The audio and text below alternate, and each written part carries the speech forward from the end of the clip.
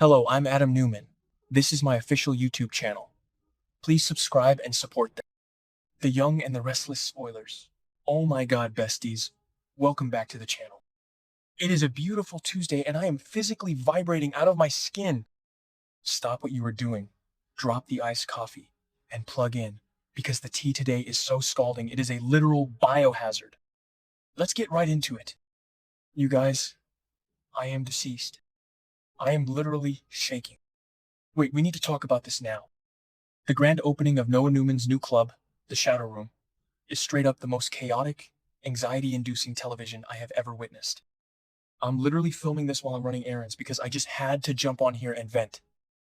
I was mid-skincare when this episode started and I smeared charcoal mask all over the rug because I literally had to yeet my phone across the room. The stakes are astronomical, besties. We are not just watching this. We are invested. Like, I am personally offended by what is happening. Noah is just trying to have his little entrepreneur moment, and the universe, or rather, two completely unhinged women, decided to turn his club into a psychological war zone. I am clutching my chest, because I am genuinely too unwell to process the sheer audacity of these people. Wait, backtrack for a second.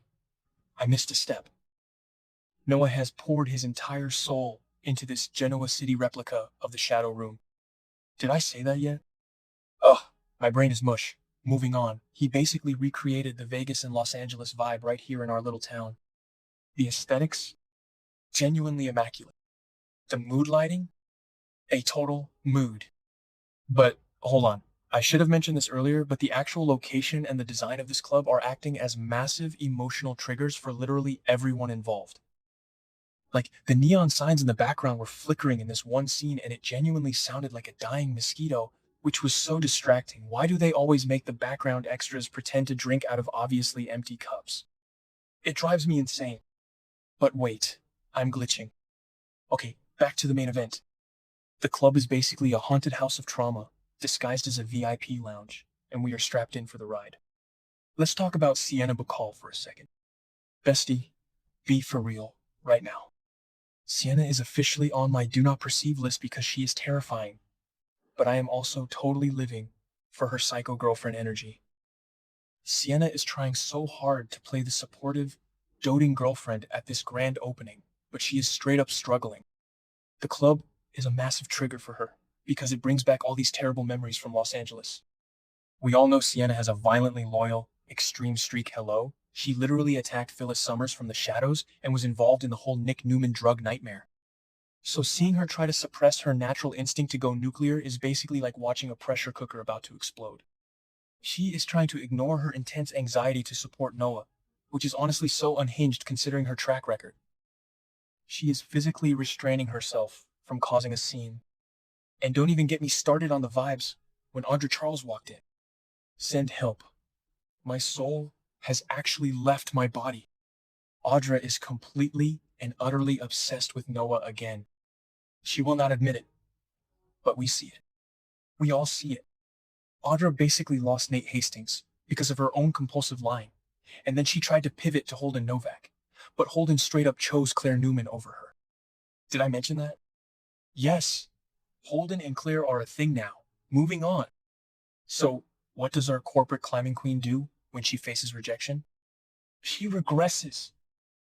She decides she is going to win back Noah Newman, the man she drove away because their relationship in London was so toxic he literally had to flee across the globe. Audra is lurking around the Shadow Room like a predatory panther in a designer revenge dress, and I'm genuinely hyperventilating right now. The absolute audacity of Audra's manipulation tactic is what genuinely sent me over the edge. She's weaponizing her past trauma to get close to Noah. Besties, she is using the tragic miscarriage they suffered years ago to pull at his heartstrings. I am literally hyperventilating right now just thinking about it. Yes, the loss of their baby was devastating, and my heart breaks for that specific pain, but the way she is deploying those tears as a strategic move to isolate Noah from Sienna is straight up cinematic mayhem. She is playing the vulnerable, broken woman who just needs a friend, and Noah, bless his oblivious, golden retriever heart, is falling for it hook, line, and sinker. It is a high-octane psychological masterpiece of manipulation, and I am screaming at my screen. I mean, Noah genuinely believes Audra is harmless. He thinks she just needs a shoulder to cry on. He is so devoted to his relationship with Sienna and genuinely does not want to be entangled with any other woman romantically, but he has this hero complex where he thinks he can just be a platonic rock for his traumatized ex. Bestie, be for real, right now. You cannot just be friends with a woman who is actively plotting your romantic kidnapping. Noah is basically walking through a minefield wearing a blindfold, thinking he's just on a nice evening stroll. I am screaming at my screen. How can a grown man be this dense? It's giving major. I cannot even energy and we are spilling all the tea right now. He thinks he is providing emotional support, but he is actually just feeding a toxic obsession. But Sienna? Oh, Sienna sees everything. Sienna has 20 over 20 vision when it comes to manipulative behavior because, let's face it, she is a master manipulator herself. She sees right through Audra's teary-eyed, I just need a friend routine. Sienna may not even be madly, deeply, soulmate level in love with Noah, but he is her boyfriend. She has claimed him. And Sienna is not the type of woman to stand by and watch another female mark her territory. The psychological warfare happening between these two women across the VIP lounge is a high-octane masterpiece. They are smiling at each other with their teeth bared, and the stakes are astronomical. I literally had to pause the episode to scream into a pillow because the tension was suffocating me. It's like watching two apex predators circle a very confused, very handsome piece of prey. Oh, hold on. I should have mentioned this earlier, but did you notice the way Audra was touching Noah's arm? It was just a second, a fleeting little graze, but it was so deliberate. It was calculated down to the millimeter. And Sienna's eye twitched. I swear to you, I rewound it 3 times, her left eye literally twitched. It's those tiny, unhinged, real-time glitches in the Matrix that make this show my entire personality. I am so deep in the lore that my grip on reality is slipping. I am analyzing arm grazes and eye twitches like I'm working for the FBI. This specific betrayal personally attacked my soul because we've all had that one harmless ex pop back up, and it is genuinely the worst vibe on the planet. I am taking this entirely too personally, and I do not care. And then, the ultimate catalyst happens. The June 10th spoiler. We know that on June 10th, all of Sienna's strained patience is going to evaporate because Audra finally crosses the line. Audra pushes the boundary too far. Maybe she tries to kiss him. Maybe she whispers something completely out of pocket. Or maybe she just disrespects Sienna directly to her face. But whatever it is, it snaps Sienna's last thread of sanity.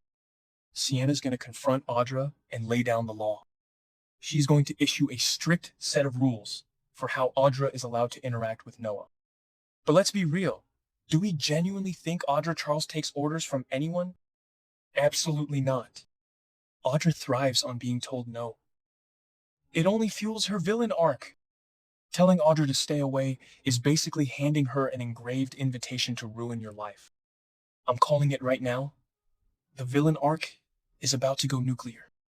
Manifesting a total dumpster fire by the next update, Sienna is going to realize that setting boundaries with Audra is like trying to put out a forest fire with a water gun.